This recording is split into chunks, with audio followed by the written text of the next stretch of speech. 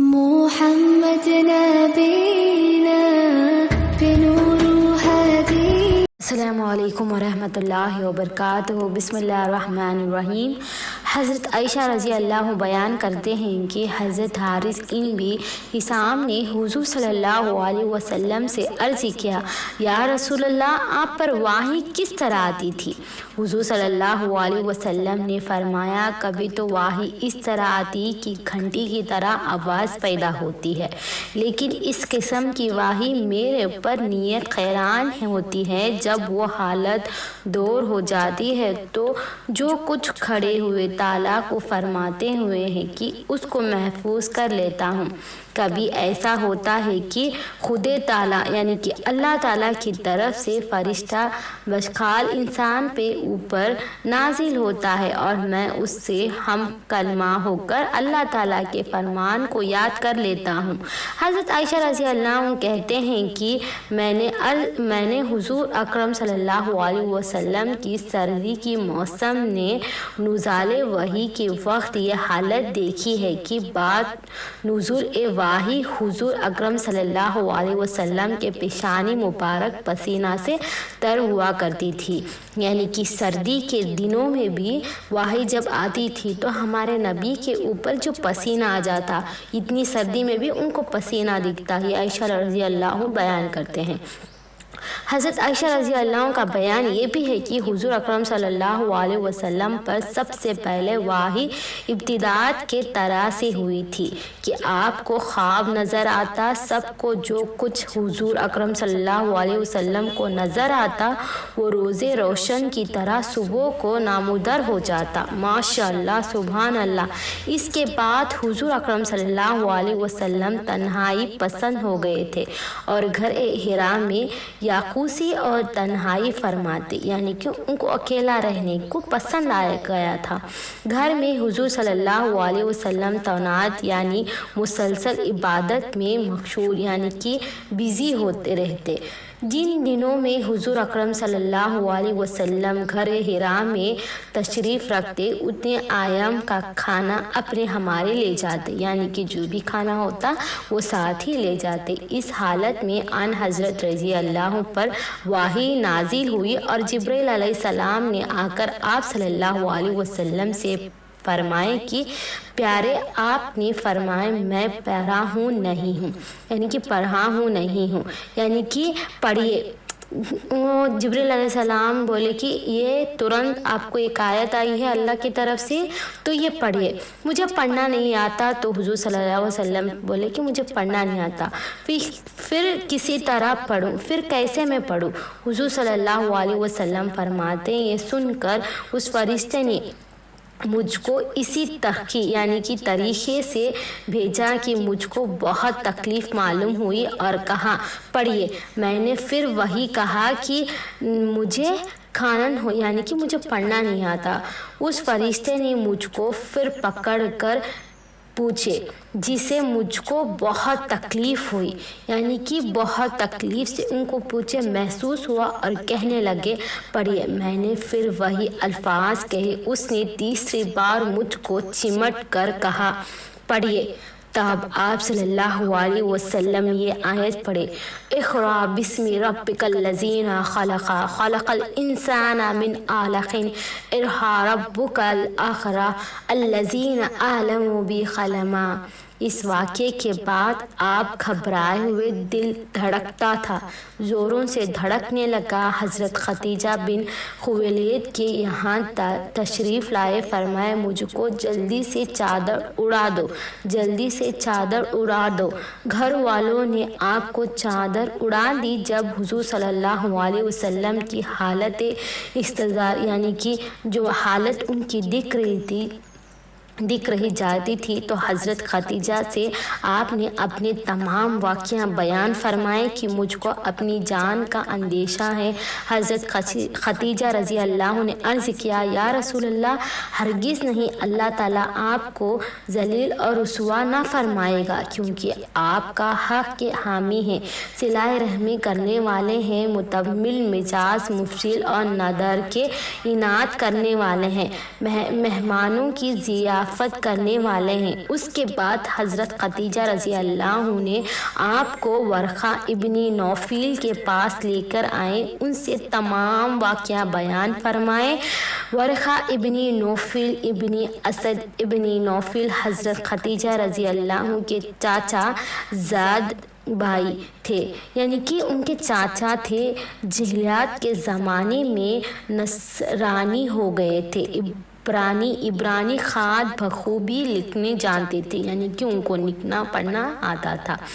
انجیل سے حکم لکھا کرتے تھے، یعنی کہ جو انجیل ہوتی ہے حکم سے لکھا کرتے۔ بوڑھے آدمی آنکھوں سے نابینا ہو گئے۔ خدیجہ رضی اللہ عنہ نے ان سے کہا، بھائی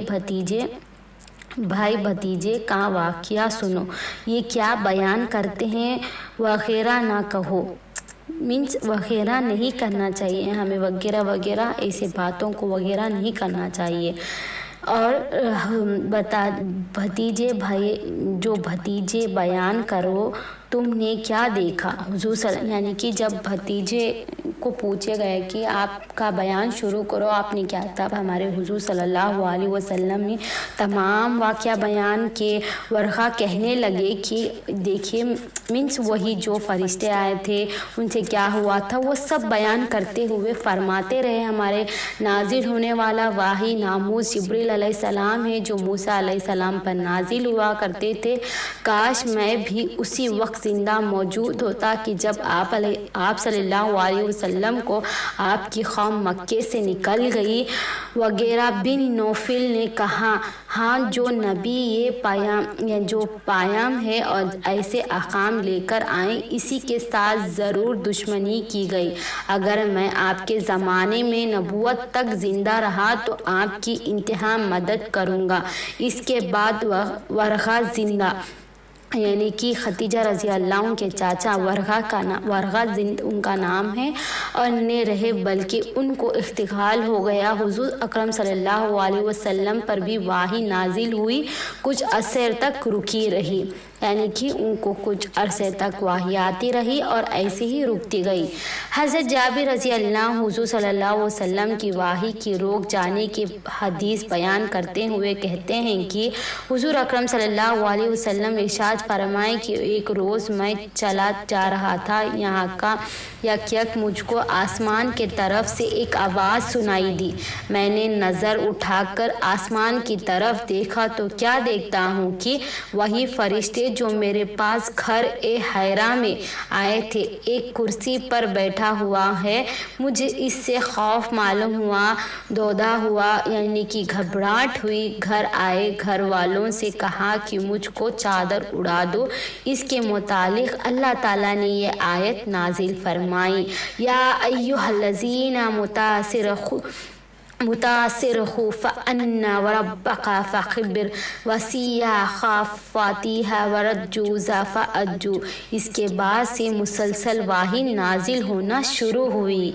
تو حضرت عباس رضی اللہ عنہ آیت یہ بھی فرماتے ہیں کہ لا تحرک بہ لسانک لتجأر بہ کی تفسیر میں بیان کرتے ہیں کہ جب حضور اکرم صلی اللہ علیہ وسلم پر وحی نازل ہوتی تھی تو حضور صلی اللہ علیہ وسلم یعنی کہ تکلیف سے محسوس ہوتی اور وحی نہ یاد رکھنے کی وجہ سے آپ لبوں کو حرکت دیا کرتے تھے۔ حضرت ابن عباس رضی اللہ عنہ نے حدیث کے بیان کرنے کے درمیان میں کہا کہ میں تم کو حضور اکرم صلی اللہ علیہ وسلم کی لبوں کی حرکت دکھلاتا ہوں۔ پھر فرمائے کہ خدا اللہ تعالیٰ نے حضور اکرم صلی اللہ علیہ وسلم کی حالت متعلق یہ آیت بھی نازل کی تھی، لا تحرک بہ لسانک لتجأر بہ ان علینا جمعہ وقرآنہ۔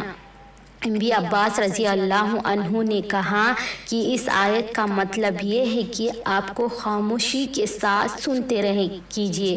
وحی کا واضح کرنا اور آپ کو پرور دینا ہمارا ذمہ ہے، اور جمع کرنے سینے میں جمع کرنا مرتاد ہے، یعنی کہ ہمارا کام آپ کو بتانا ہے اور آپ کو دل میں رکھ کر یاد رکھنا یہ آپ کا کام ہے، تاکہ پھر آپ کو اس کو تلاوت کر سکیں۔ لیکن اس کا مطلب مطلب کا جب ہم پڑھوا چکے ہیں، یعنی کہ آپ کو پڑھوا دے چکے تو آپ کی اتابع کیجیے، یہ کہ کہاں لگا کر حضور صلی اللہ علیہ وسلم نے سنت رہے، یعنی کہ سنتے رہے کہ اس کے بعد کا واضح کرنا اور دوبارہ تلاوت کرنا ہمارے ذمہ ہے۔